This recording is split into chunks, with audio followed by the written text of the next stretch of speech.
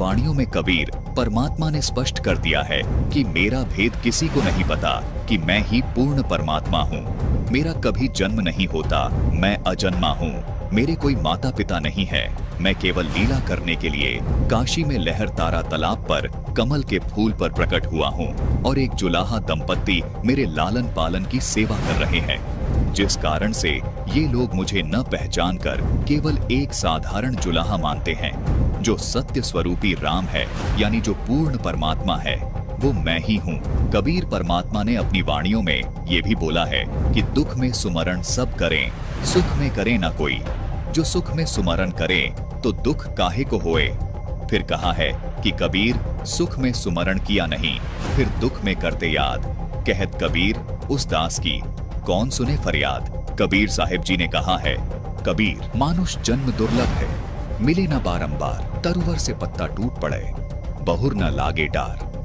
राम राम सब जगत बखाने, आदि राम कोई बिरला जाने। हम ही अलख अल्लाह हैं, कुतब गौ सरु पीर। गरीब दास खालिक धनी, हमरा नाम कबीर। दर्शकों, कबीर साहिब जी ने जो बात कही है कि कुत्ता हूँ भगवान का, मोतिया मेरा नाम, गले प्रेम की जेवड़ी, जहां खींचो वहां जाऊं। इसका भावार्थ ये है कि हर भक्त का भगवान के प्रति यही भाव होना चाहिए कि जिस प्रकार एक कुत्ते का मालिक अपने कुत्ते को जैसे भी रखता है, जो भी खाने को देता है, वो कुत्ता वैसे ही रहता तथा खाता है। ठीक इसी प्रकार भक्त को भी परमात्मा पर इतना विश्वास होना चाहिए कि परमात्मा जैसे भी रखेंगे मैं वैसे ही रहूंगा और अधीन होकर भक्ति करूंगा। कबीर परमात्मा ने अपनी वाणी में कहा है कि जो राखो त्यों ही रहूं, मेरा क्या चारा। खाने जात गुलाम तुम्हारा, राजक रमता राम की। रजा धरे जो शीश, दास गरीब अर्श कुरश, तिन भेंटे जगदीश। यानी परमात्मा की रजा में चलना पड़ेगा, उनके आदेश में, उनकी मर्यादा में रहकर आधीन भाव से भक्ति करनी पड़ेगी, तभी परमात्मा की प्राप्ति हो सकती है।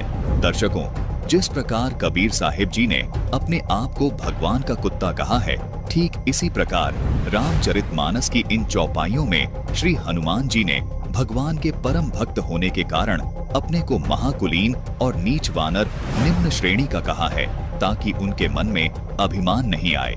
ये अपने आप में ही अजब गजब बात है कि इतने महान शक्तिशाली शूरवीर होने के बावजूद भी हनुमान जी इतनी प्यारी भाषा बोल रहे हैं। दर्शकों, हनुमान जी का तात्पर्य ये है कि जीव को अपनी हैसियत समझनी पड़ेगी।